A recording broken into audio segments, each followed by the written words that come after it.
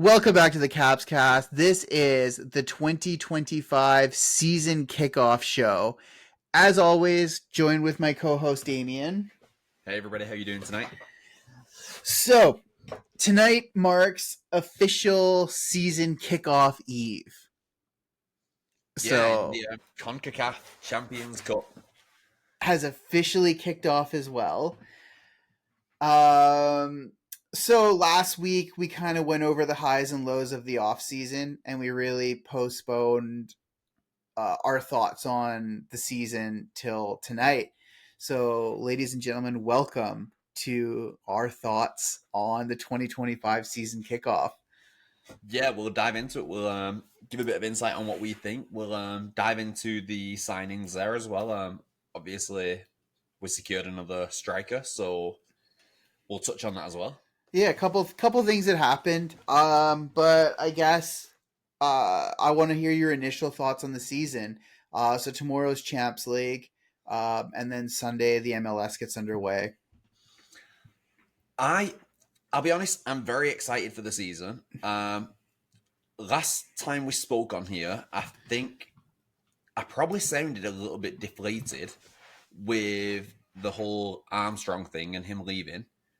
But I've been doing quite a deep dive in the social media, Reddit, and things, and I've seen a few things that really do point towards a very successful future. I almost feel for the Whitecaps, like how they're actually trying to look at bringing players in now, and the stuff that they're doing behind the scenes to try and strengthen the squad.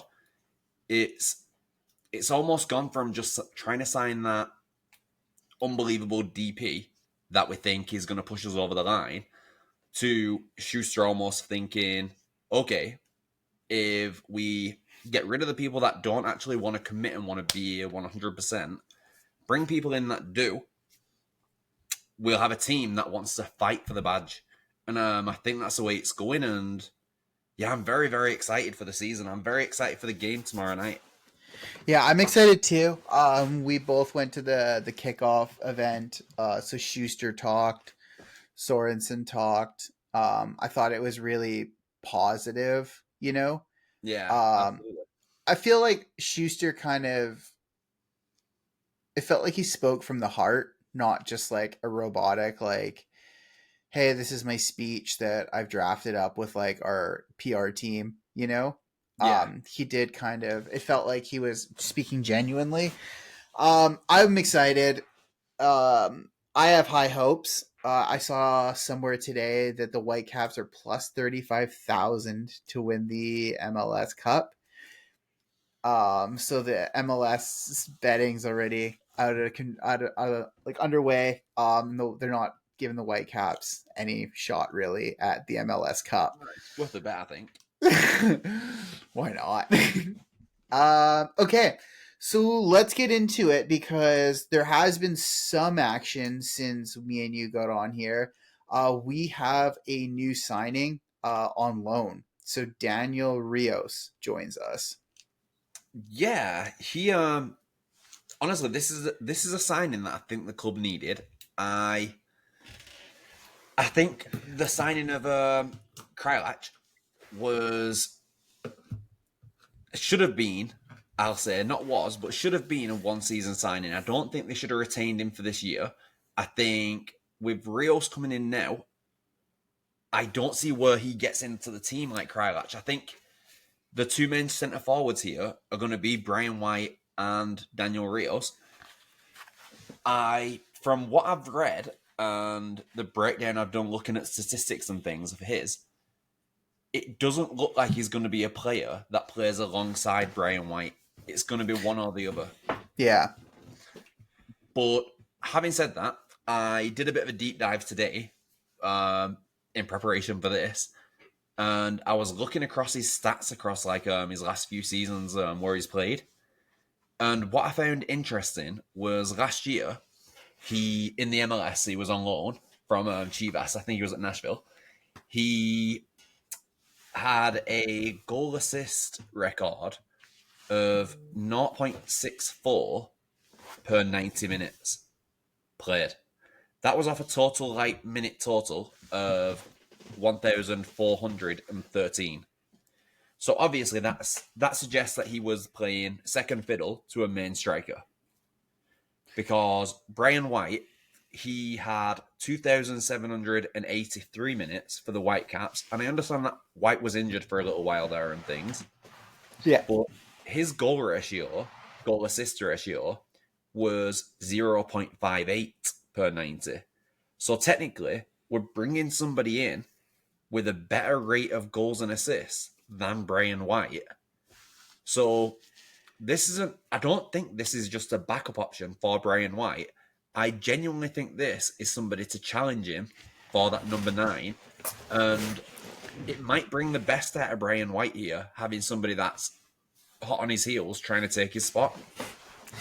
And this is kind of one thing we've always said is that we don't want to replace Brian White. We want someone to elevate him and push him further.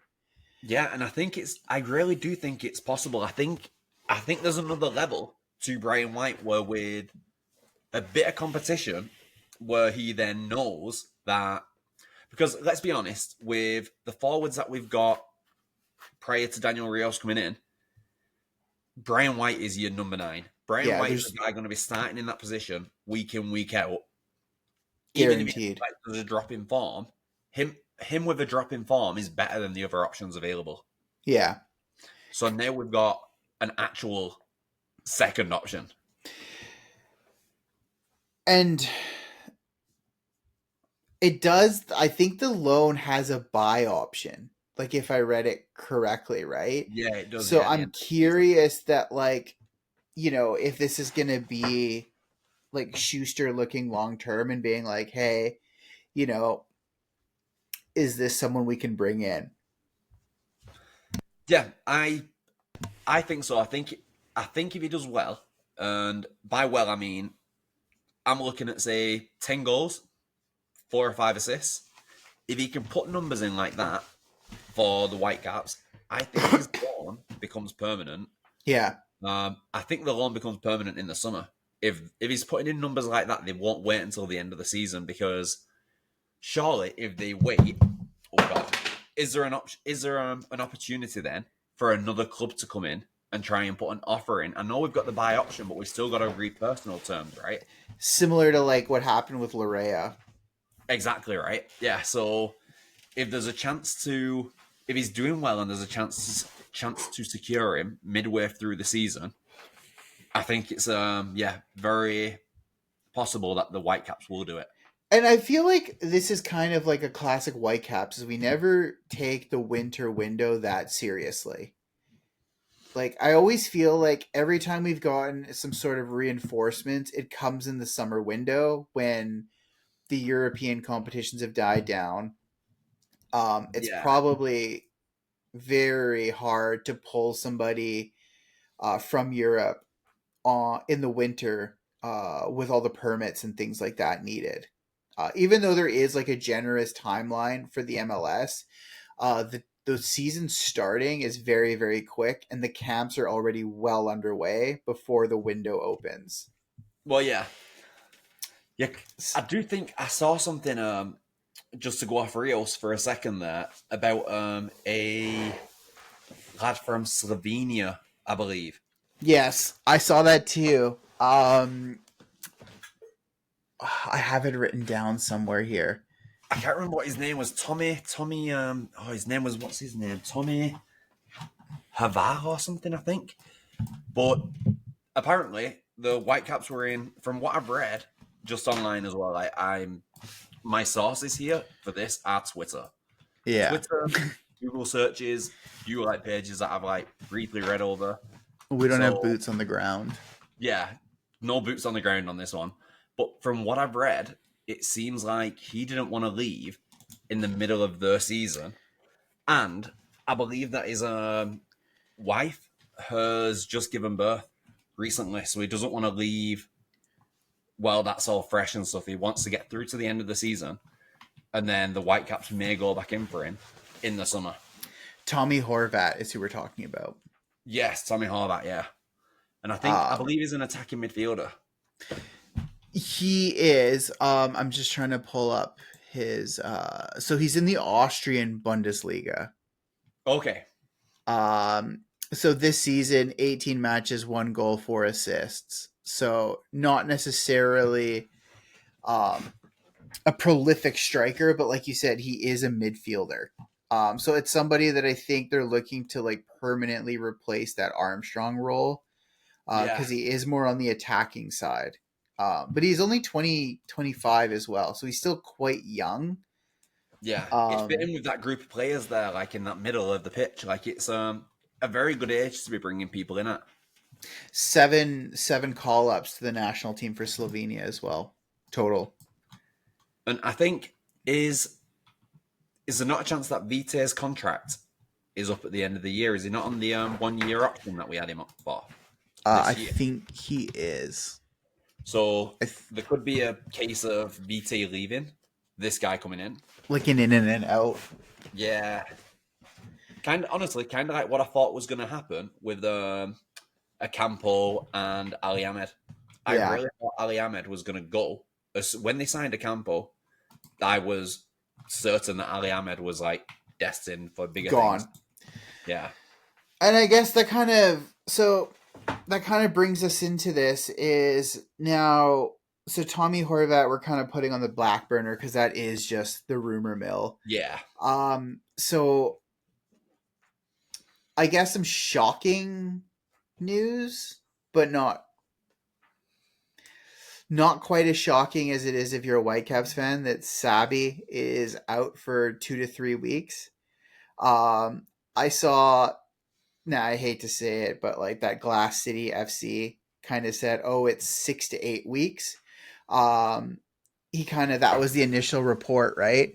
And then at the supporters event, Schuster gave a speech, and one of the things he spoke on was that Sabi's actually only 2 to 3 weeks, Yeah. um, which is good to hear, but not good to hear because Well, yeah, this is your direct replacement for Fafa.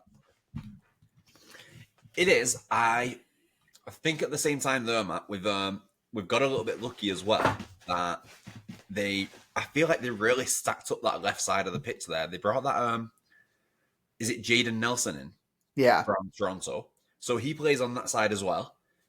Um, you know, Sabi's coming from a different country. It's a new league. I I feel like it might not be the worst thing in the world to give him a little bit more time to just get familiar with his own environment, familiar with the players. acclimate a little bit. Yeah, like put a bit more working on the training ground because obviously he's not gonna. He'll get over his injury. He will be fit, but not match fit. So there might be another week or two after that we don't see him play in 90 minutes. I think it's yeah, it's not necessarily the worst thing in the world. It would have been nice to have him available for these games coming up, but I think the fact that we actually double strengthen that left hand side, we're covered. And Yeah, Ali Ahmed can drop in there and play as that left wing forward sort of thing if needed. Um, Shitty for the fans because yeah, we'd have loved to actually like see. you'd love to see the new signings, right? Yeah, it's Um, exciting, right? the worst part is it's like a training injury, so you don't know if this is contact, non-contact. It's not really spoken, right? We Yeah. don't really know the details, which I think is probably for the best. If we don't know, Yeah. because then we're going to get critical. Let me have a look here. I did try and find out. Oh, what I found out though, it wasn't nothing much actually. It said that it's a minor ankle injury that was just picked up in training. So yeah, like don't really say much more than that. Other than it doesn't tell us who injured him. If it was just something that he rolled his ankle or whatever. But you know, we can speculate. We can sit here and speculate all night. But at least he's We'll going to be get back nowhere. in 3 weeks. We'll get nowhere. Yeah, So that's kind of like the news that's kind of affected us this week. I guess we can kind of go into this though that the season, uh, I guess season launch party happened. So that was pretty cool because you get to hear from Schuster, Sorensen. They had the new jersey for sale. They set up all the meet and greet with the players. that's kind of like one thing that I think is going to continue, because I did read on, obviously it's on the Whitecaps Media Blast, but it was the second most successful launch of a kit. Oh My wow! guess is my guess is because the this was the first day the kit was available. Second to obviously the 50th anniversary kit, which was Yeah, very close to being released at the same time as the launch party. So I think it's something that will continue. I hope it continues. It's a cool thing. You get to walk around, get all your stuff signed. To St. Ricketts, and Schuster just sitting there drinking beers in the middle, kind of mingling with people. It really, I feel it brings the club to the supporter level. yeah. Like, It's such a nice interaction, like for the fans, right? Like you said, to be able to go and get things signed and just like actually speak to the players, even if it is briefly. It's such a it's, chilled out environment in there and stuff as well. It was just a very nice evening, really. I feel bad because all the players are just sitting there. But I mean, at the same time, this is part of the like, this is what the territory comes with being an athlete. Yeah, I honestly like. I think it's great for the club. I do worry because I think in 2024 there, the club sold 16,000 season tickets. So if if the club keeps progressing at this rate, let's say 3 4 years down the line, we're selling 25,000 season tickets. Are they going to still do this event thinking that because we were there maybe about what 1,000 people in total that were there? Probably, yeah.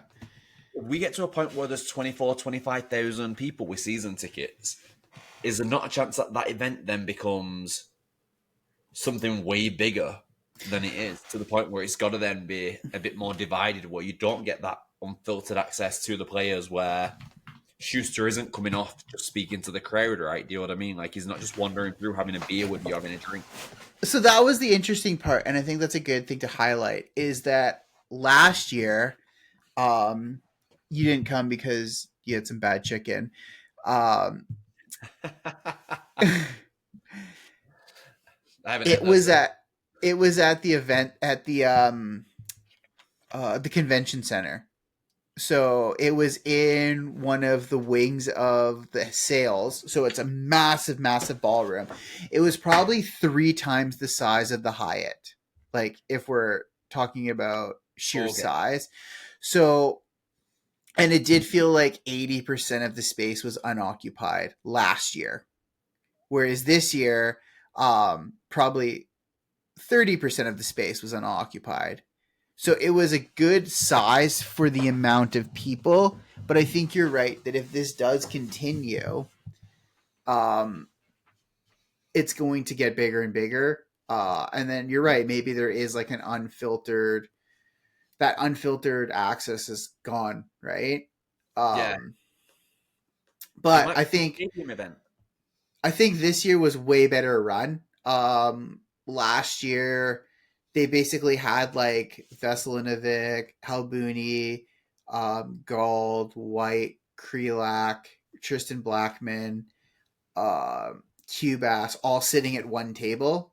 And it was a massive queue. It probably took us about like an hour and a half in that queue to get to the front. Yeah. And then you kind of missed, seeing other players. Yeah. Whereas this year, having like three or four per little table kind of let everything gonna go really smoother. I thought, at least.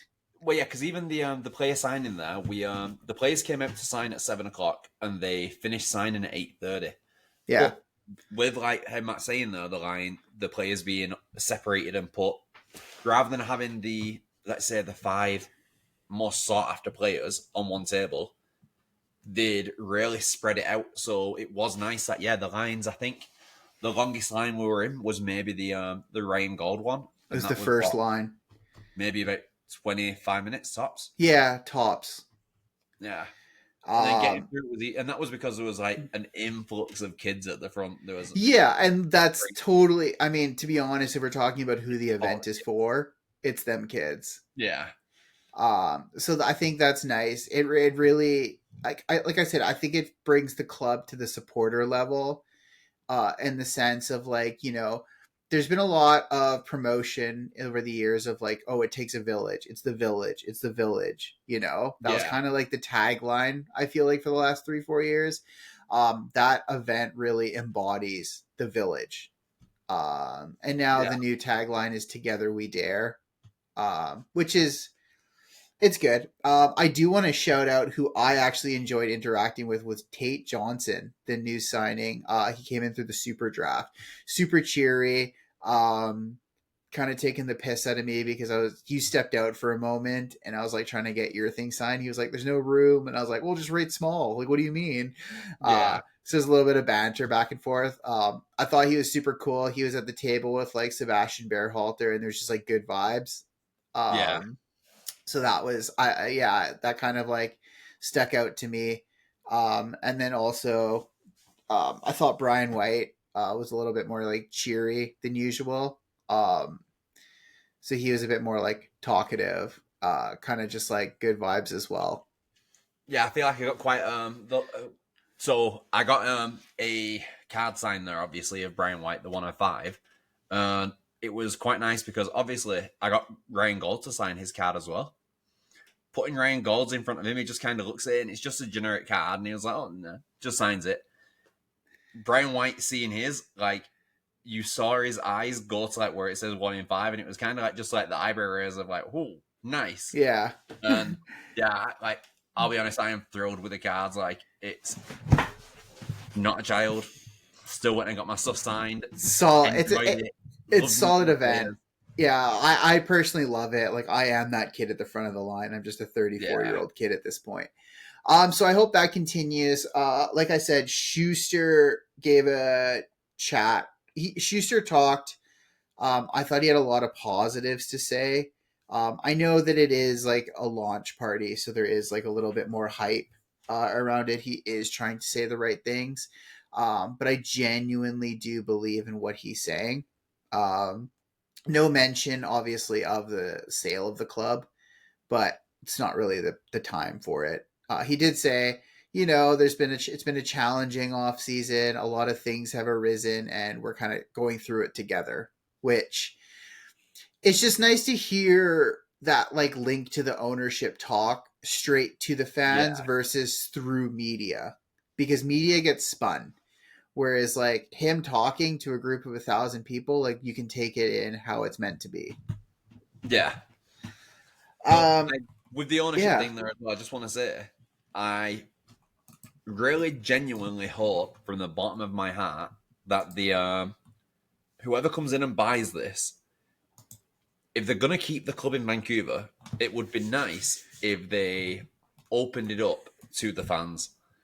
So they basically said we will allow, say, 5% of the club to be owned by fans hmm, based on an investment of, let's say, 10,000 per fan, up to whatever. Yeah, 100 fans or whatever it is. Do you know what I mean?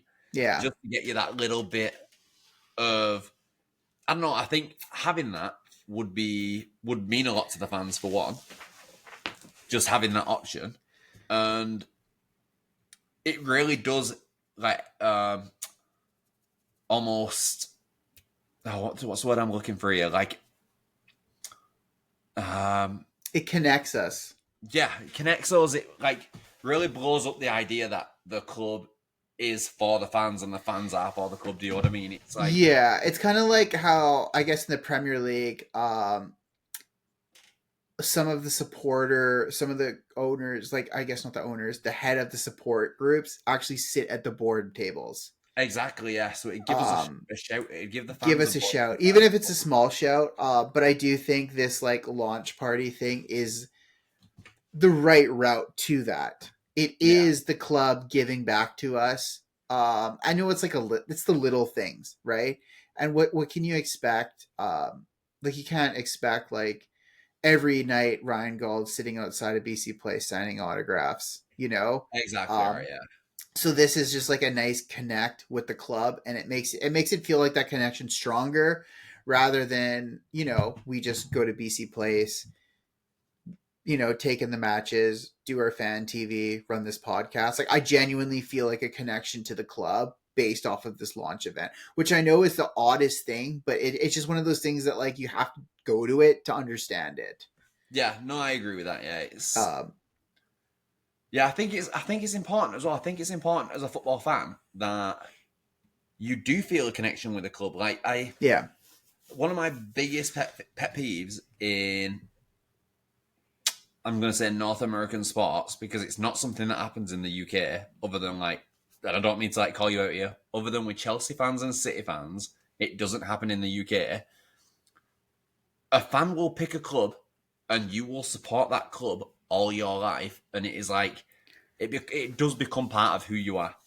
And I really believe in that. I believe in, when the club loses, you should feel like shit. It's your club. It's a part of you. When the club wins, it should lift you and make you feel ecstatic and just like you're on top of the world. So having that connection with the Whitecaps, and even for me, I've only lived here for since 2011. yeah, Been going to the games probably since 2013. I think we got season intermittently, tickets yeah, around there. It's Yeah, and I think in the last 3 or 4 years, I've really, really become a proper like committed fan of the yeah. club. Like the performances, watching them on TV now on a Saturday night, Sunday night, whenever. If they lose, if we're away from home, it bothers me. It like affects my mood, and I know some people will probably hear that and think, "Sad bastard, get a life," but that is just It football. That is is a connection to the club. it's the truth though, and it's the little things like this. And like I mean, like I've been a Canucks fan, and the Canucks have never done something like this, where all the Yeah, players are there, the GM gives a chat, all the kids get autographs, all the big kids like me stand in line behind the little kids with their jersey, like mine too. um and like like unless it is the playoffs, like a regular season game, if you are a Canucks fan, doesn't feel like that because there isn't the connection to the club feels commercial. You're paying to go see a season. You're paying to go to Rogers to watch the team. It's like a privilege, Oh my yeah, god, I got tickets.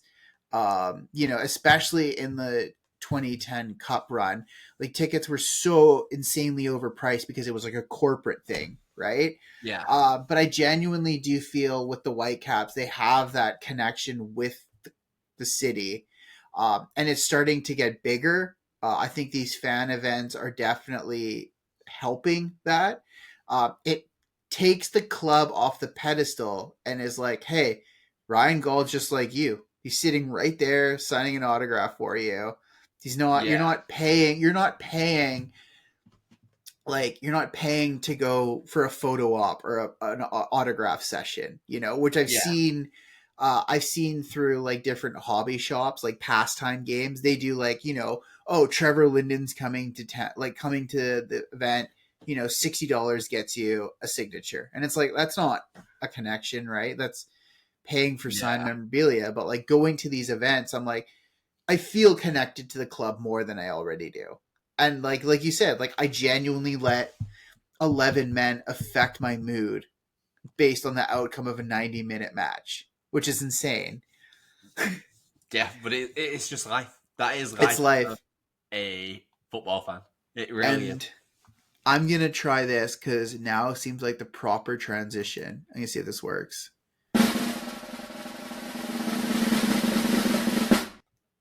Because we kick off tomorrow. So the drum roll is everything leading up to this moment. Because tomorrow night, the 2025 season gets underway. Yeah. So let's dive in to that game. Let's do So it. we're away, We we which saw is a the big one. draw. We saw the draw. Uh, we I don't know. What do you think? Let's go into it. So, first game's away in Costa Rica. This is unfamiliar territory, but a little familiar. Kendall Waston is on the club. I also saw, actually, before we jumped on, because you were taking your sweet time, Christian Bolanos was actually at the Whitecaps training today. he had jerseys with like Sam Adekugbe, which I thought was kind of cool. A little bit of a throwback. Oh, nice. Well, the team that are playing there, though, I think so. They are basically they're the most successful team in Costa Rica, right? For the whole like generation of the league and everything. They are the most successful team in Costa Rica. They have a player on the team that used to play for us. A player that, man, I'll be honest, when he played for us, I really, really liked him. He was, for me, a good old fashioned defender, and Like I a like defender. proper defender. Pardon? Proper defender, like Brexit tackling, like Exactly, yeah. Like in danger, Rosie. Like it doesn't matter, right? Do you know what I mean? Just get that ball away. Don't try and pass it out. No like little delicate footwork or anything. He was just you put a ball into the box. There was a hell of a chance that Kendall was going to beat you to it. And yeah, he was Ken. Yeah, so the player is Kendall Waston. Obviously, he was a club captain of the captain from Whitecaps. 2017 to 18 too. Yeah, he was honestly a phenomenal player, and me as a Whitecaps fan, I'm pretty excited to see him like play against the Whitecaps.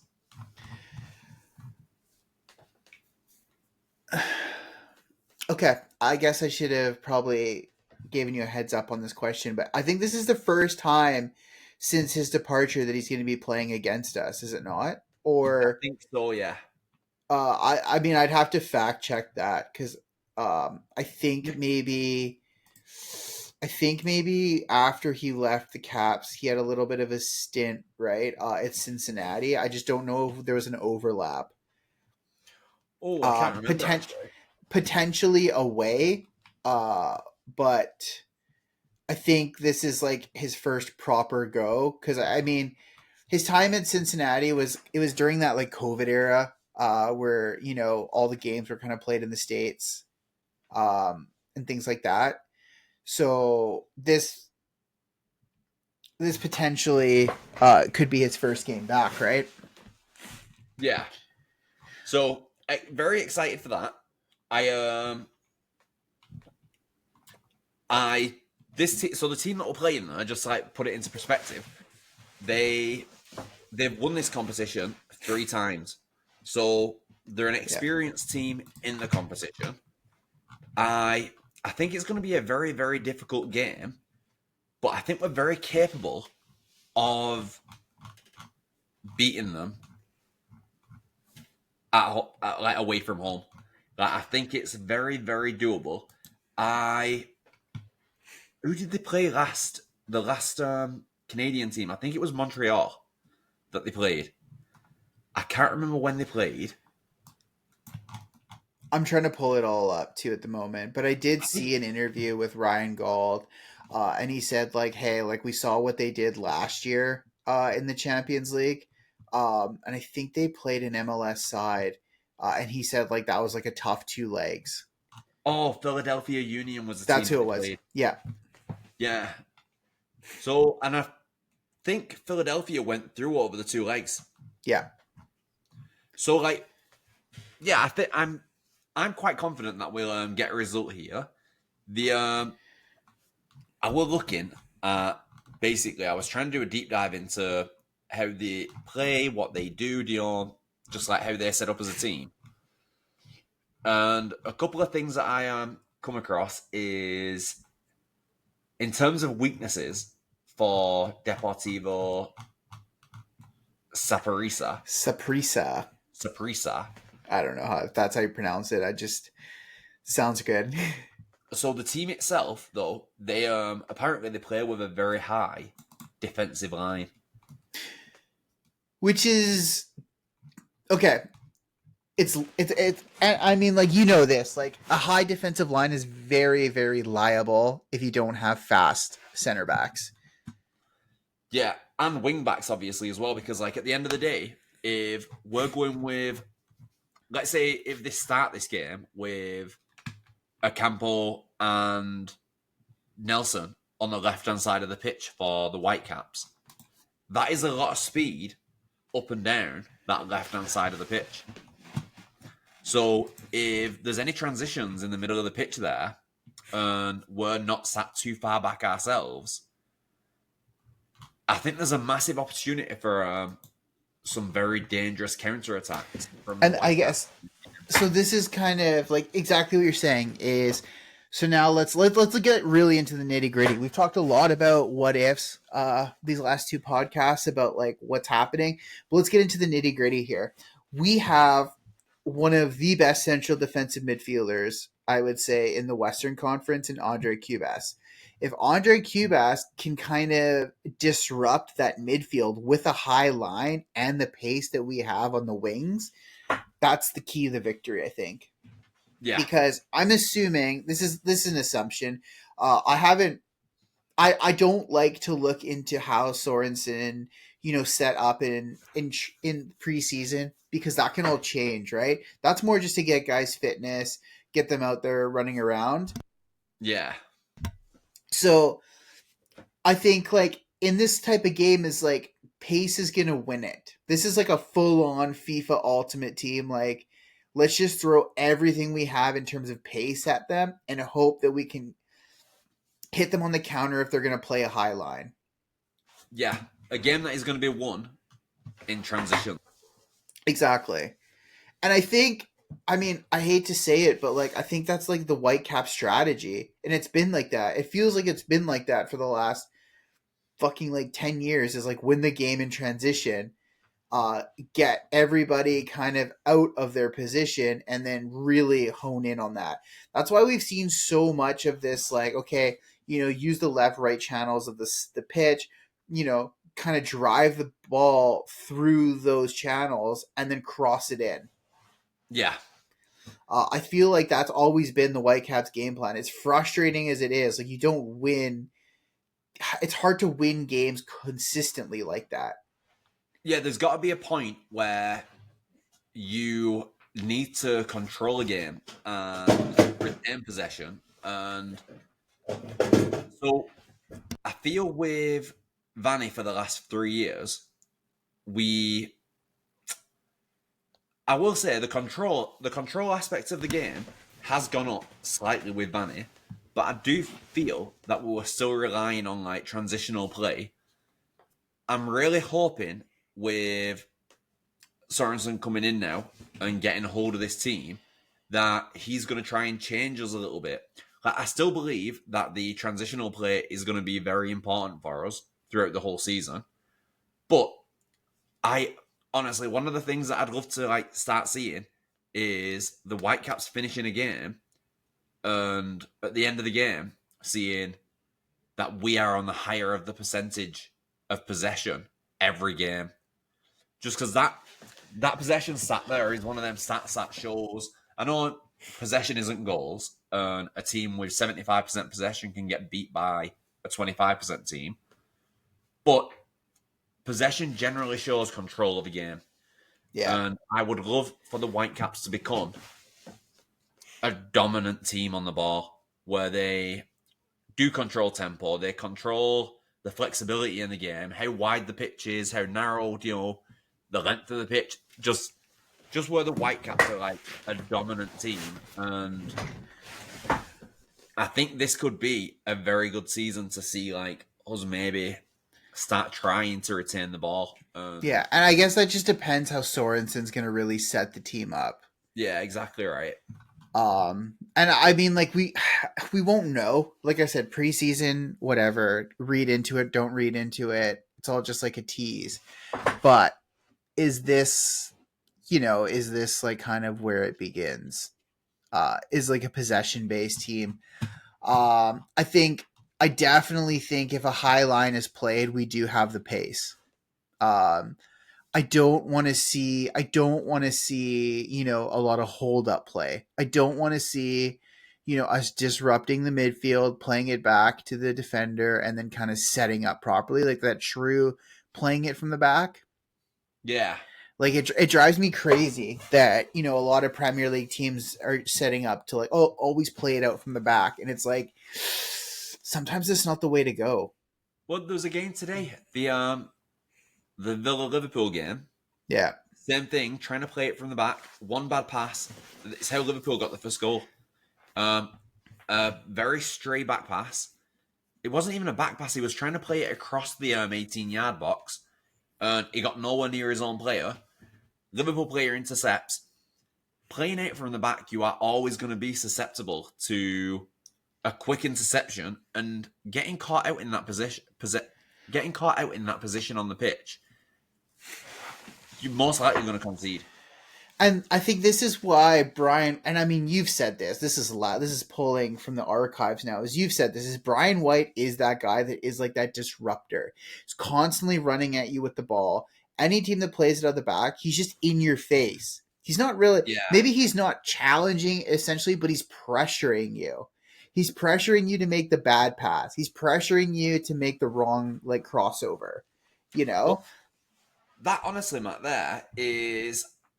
I feel like last year in 2023, I think we saw from both Brian White and Ryan Gold in that year. I think they were arguably the best pressing forwards in the MLS, Yeah. and I think in the 2024 year though, I think something must have happened. Maybe we lost a player. Maybe there was like just a tactical shift because I felt like Gold wasn't playing as far forward anymore.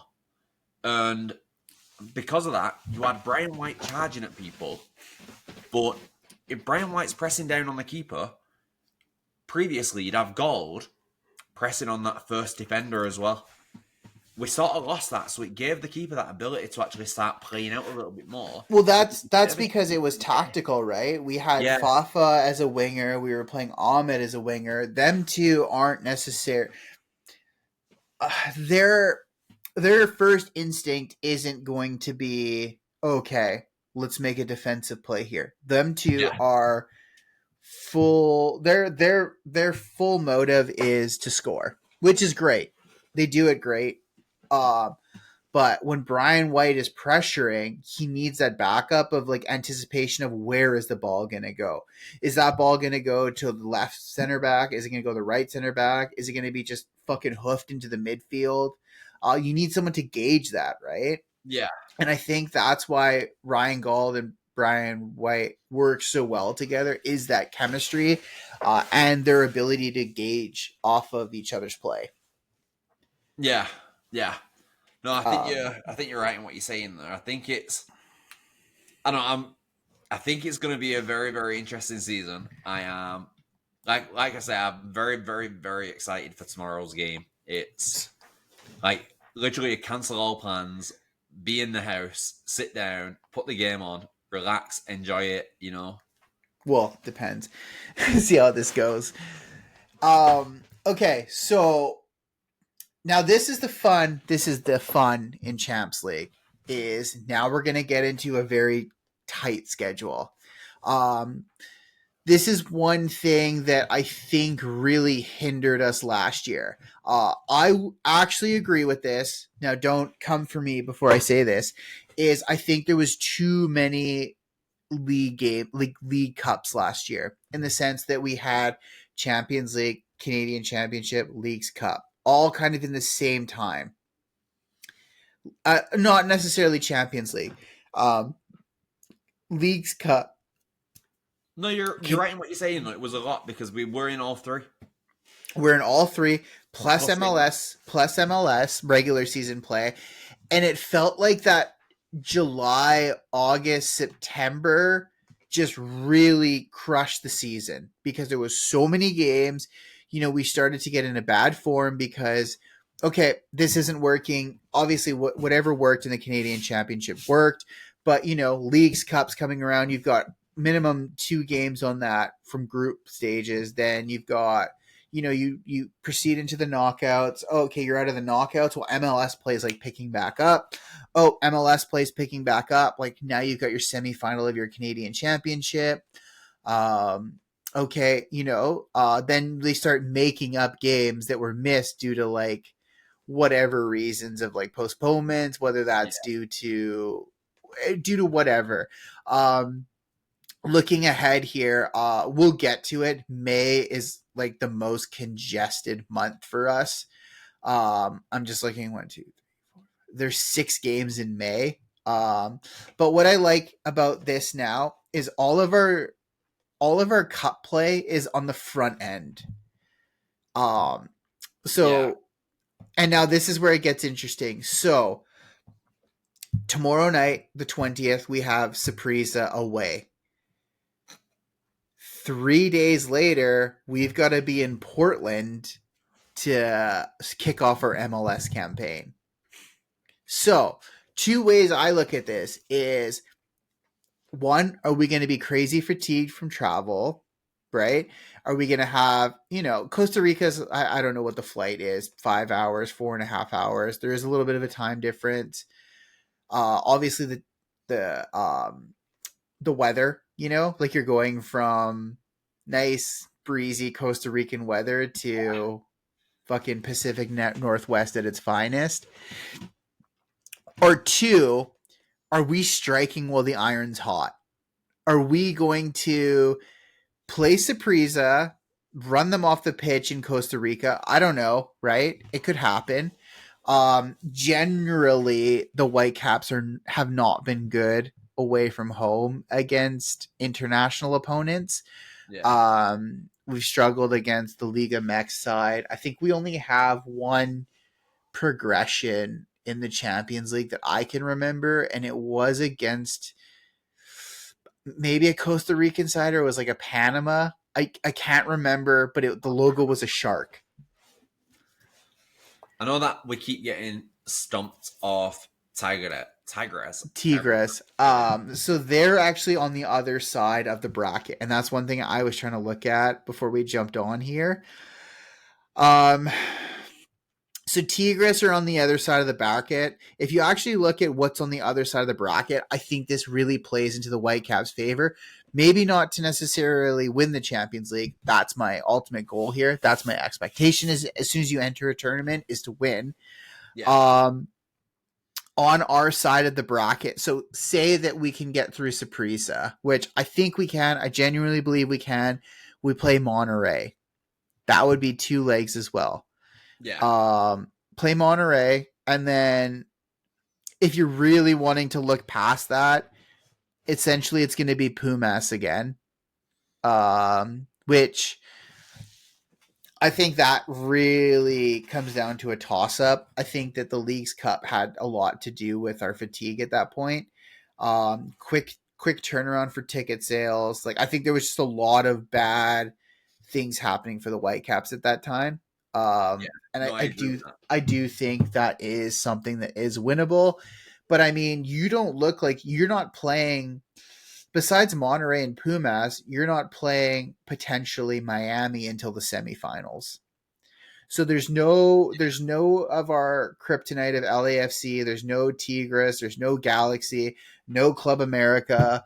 None of those big boys are really on our side of the bracket. So I think this is a really really good shot for the Whitecaps to kind of get it going. Yeah, no, I agree. And then obviously, so this ends next. So I mean, let's not look at the away leg. That'll be for next week. But essentially, I think now we can turn our attention to Portland. So we've gone through this Saprissa. That's going to be very interesting. Our opinions are and our opinions, our analysis. That's all going to come after the first leg because we don't know. Yeah. Going against the Costa Rican international side is you don't know. Our hope is obviously that we're going to progress. I think the biggest thing though that really sticks out to me is Portland away.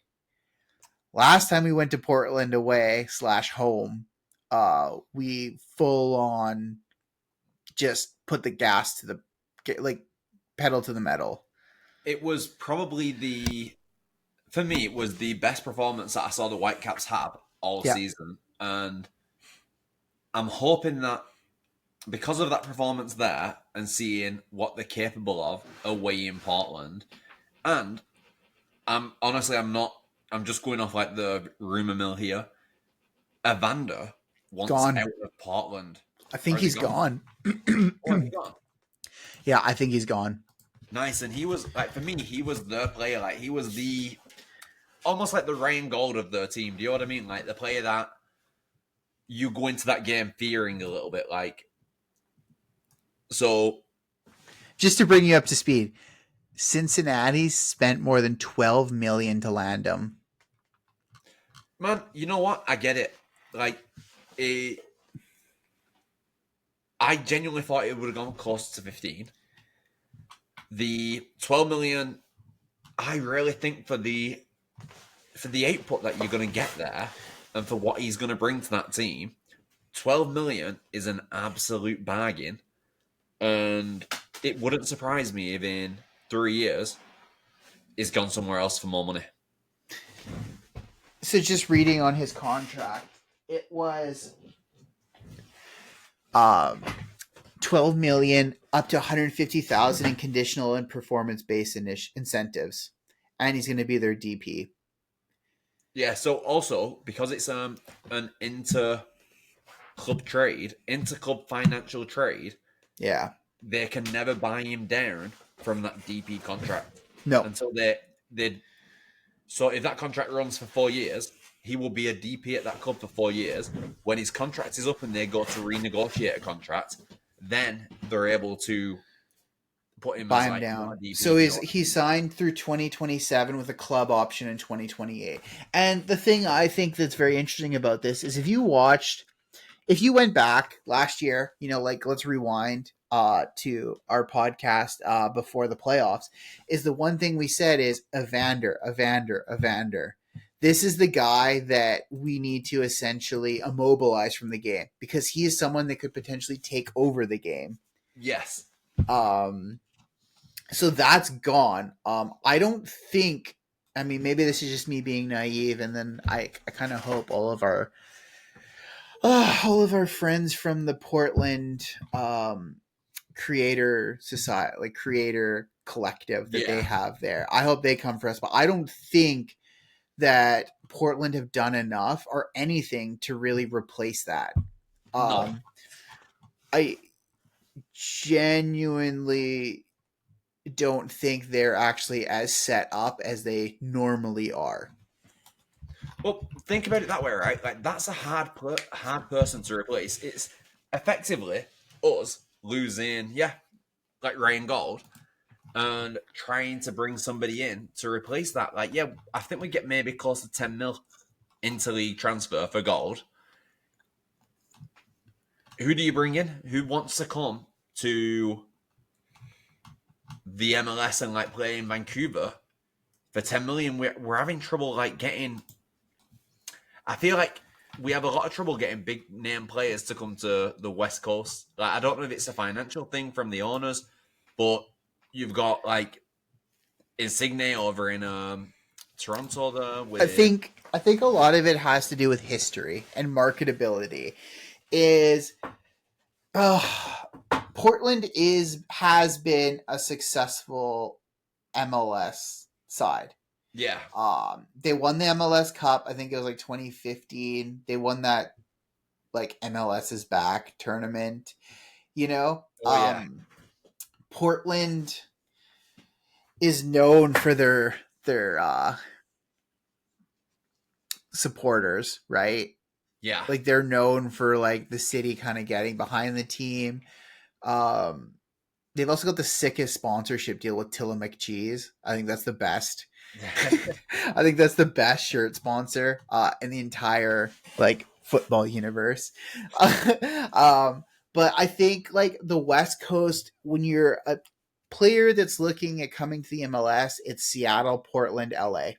There's no there's no mulling over Vancouver.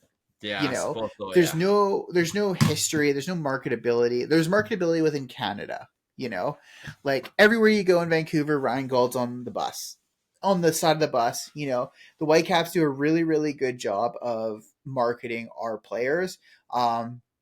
But I think it is the earning potential outside of their contracts.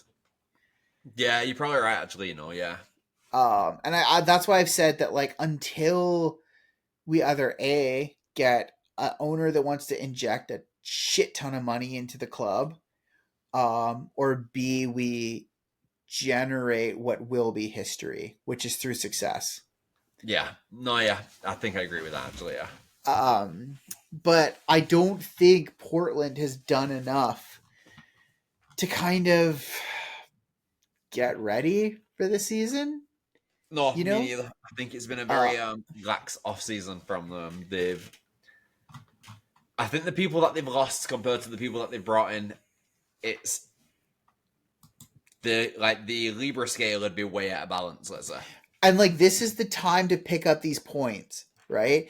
This is classic Whitecaps. Is let's get all of the crazy games out of the way, right? Let's make our run in so that when me and you are sitting here in September going through like, oh my god, if we can beat San Jose, beat Dallas, like my god, like we could finish top 4. Like let's get these points now when it's super Yeah. fresh. Potentially we're coming off of, and I like, a lot of people will say this about the MLS, and I think they'll say this a lot about North American sports, is the travel, right? Constantly the Yeah. travel. But what, okay, I get the travel takes a toll on your body, but travel brings everybody closer together. You are now traveling to Costa Rica with 22 of your friends, and you're going to play football as a professional football in a Yeah. Champions League. Like you were bonding from that moment. And I think that's what's really, really important about how the Whitecaps have been handling their preseason, is they're doing it in Spain. Okay, 30 of your good friends, we're going to go to Spain. It's going to be nice weather, hot training. We're going to play football. We're going to get like fit together. And now we're going to come back to Vancouver. We're going to have this crazy launch party. We're going to see all the fans are going to be smiling. And now, like, we're going to go to Costa Rica. So like Yeah. me and 30 of my friends are now going to Costa Rica. We're going to bond. We're going to like have dinner together. We're going to, Veselinovic's going to have he's going to trip, and like everyone's going to be like, oh my God, like what an idiot. Like, remember when he tripped? Like things like that start to Yeah. naturally happen, and that bonding happens. So it's like, okay, great. We get back from Costa Rica. Now we're going to Portland. Like we're straight off the bat, we've got a club, like a rivalry game. And I don't think Portland is going to be ready for that, because I don't think they've done, like, I don't know what they've done for their preseason or whatnot, but just coming off of like this Champions League game, like right on the bounce, like, okay, we're locked in straight away. Yeah. Yeah. I think you're right. Like we're good to go. We're locked in. We've had this like fun trip to Costa Rica. It's the beginning of a new season. We've all got brand new boots.